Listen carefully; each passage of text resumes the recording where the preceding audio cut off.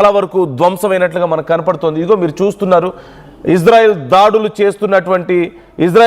చేస్తున్నటువంటి ప్రాంతాలు ఇవన్నీ. ఇజ్రాయెల్ అమెరికా కలిసి కీలకమైనటువంటి ఈ దాడుల్ని చేయడాన్ని మీరు చూస్తున్నారు. ఇప్పటికే అక్కడి మిలిటరీ సైతం దీనికి సంబంధించి ఈ ప్రాంతాల్లో దాడులు జరగడాన్ని గుర్తించారు. వాళ్ళు ప్యానిక్ అవుతున్నారు.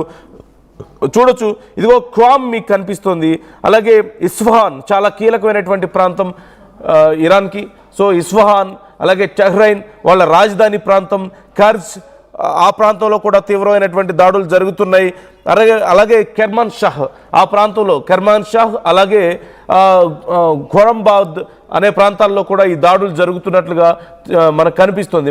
అలాగే ఇరాన్కి సంబంధించి ఈ క్రింద ఉన్నటువంటి ప్రాంతం మీకు కనిపిస్తుంది, బుషేర్లో కూడా ఈ దాడులు జరుగుతున్నాయి. అంటే వరుసగా ఇరాన్కి సంబంధించిన అన్ని కీలక ప్రాంతాలని టార్గెట్గా చేసుకుంటోంది ఇజ్రాయెల్. అలాగే అమెరికా సైన్యాలు మరికొద్ది గంటల్లో B-2 బాంబర్స్ రంగంలోకి దిగినా మనం పెద్దగా ఆశ్చర్యపోవాల్సిన అవసరం లేదు. సో సింగిల్ హ్యాండెడ్ అంటే వన్ సైడెడ్గా ఈ యుద్ధం అనేది కాకుండా, ప్రతి దాడులకు అవకాశం లేకుండా వన్ సైడెడ్గా దీన్ని పూర్తి చేసే ఆలోచనలో ఉందా? అమెరికా పెట్టినటువంటి డెడ్ లైన్కి, అంటే ఈ న్యూక్లియర్ అగ్రిమెంట్స్కి ఇరాన్ ముందుకు రాకపోవడంతో ఇక ఇరాన్ని పూర్తిగా నాశనం చేయాలన్న ఆలోచనలో అమెరికా వచ్చిందా?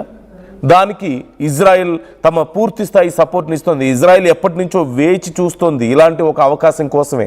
గతంలో ఒకానొక సమయంలో ఇక ఇరాన్ మీద పైచేయి సాధిస్తున్నటువంటి సమయంలో వాళ్ళకి సంబంధించినటువంటి న్యూక్లియర్ ఫెసిలిటీస్ని సైతం గుర్తించి ధ్వంసం చేయాలనుకుంటున్న సమయంలో వెంటనే B-2 బాంబర్ రంగంలోకి దిగడం, వాళ్ళ కీలక స్థావరాలని ధ్వంసం చేయడంతో, అంటే అండర్ గ్రౌండ్ ఫెసిలిటీస్ని సైతం ధ్వంసం చేయలేక కొంచెం ఇబ్బంది పడుతున్న సమయంలో ఒక్కసారిగా అమెరికా రంగంలోకి దిగడం, B-2 బాంబర్స్ రంగంలోకి దిగడం మనం చూసాం.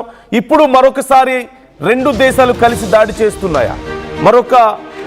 మరొక బ్రేకింగ్ న్యూస్ మనం చూస్తున్నాం. ఇరాన్ సుప్రీం లీడర్ ఖమేనీ ఒక సేఫ్ ప్లేస్కి తరలించినట్లుగా తెలుస్తోంది. ఇప్పుడే అందుతున్నటువంటి సమాచారం. వాళ్ళ ప్రెసిడెన్షియల్ బిల్డింగ్ అలాగే మినిస్ట్రీస్ కూడా దీనికి సంబంధించి ఇప్పటికే అలర్ట్ అవుతున్నట్లుగా తెలుస్తోంది. వరుసగా కీలకమైనటువంటి ప్రాంతాల మీద దాడులు జరుగుతున్న నేపథ్యంలో ఖమేనీని ఇక వేటాడే అవకాశాలు ఉన్న నేపథ్యంలో ఖమేనీని వెంటనే సేఫ్ ప్లేస్కి తరలించారా? గతంలో ఇజ్రాయెల్ ఇరాన్ అటాక్స్ జరుగుతున్న సమయంలో కూడా రష్యా సాయంతో ఖమేనీ దాక్కోవడాన్ని మనం చూసాం. ఇప్పటికే తన తర్వాత ఎవరు వారసులుగా ఉండాలి అనేది కూడా ప్రకటించారంటూ మనం చూసాం.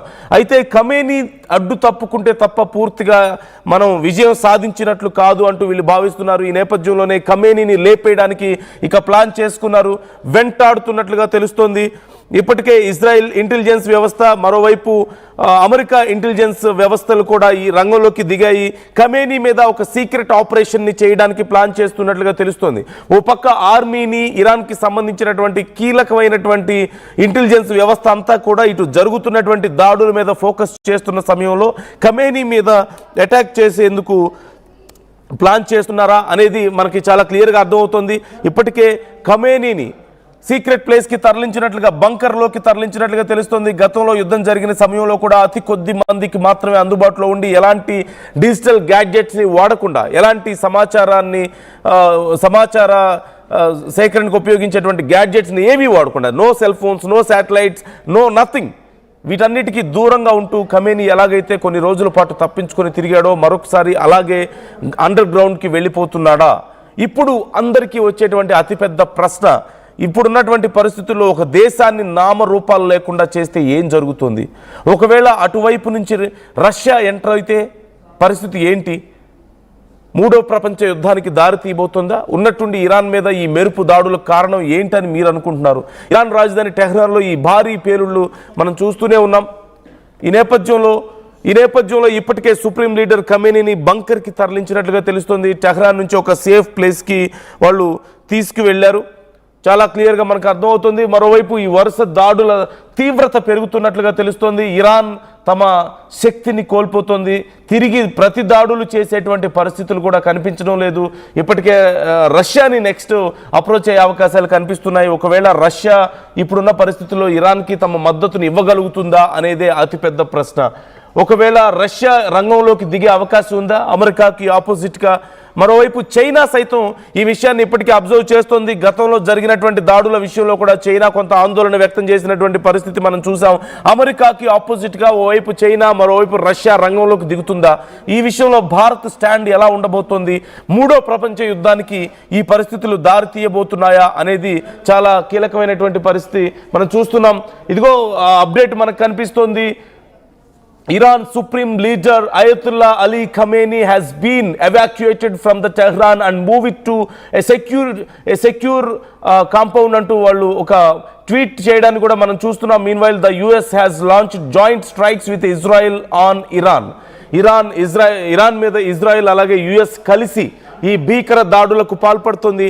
Views, it's very clear sign ఇరాన్లో ఇక ఖమేనీ టర్మ్ అంతమవబోతోంది. ఖమేనీని అంతం చేసే ఆలోచనలో ఉన్నారు. ఇరాన్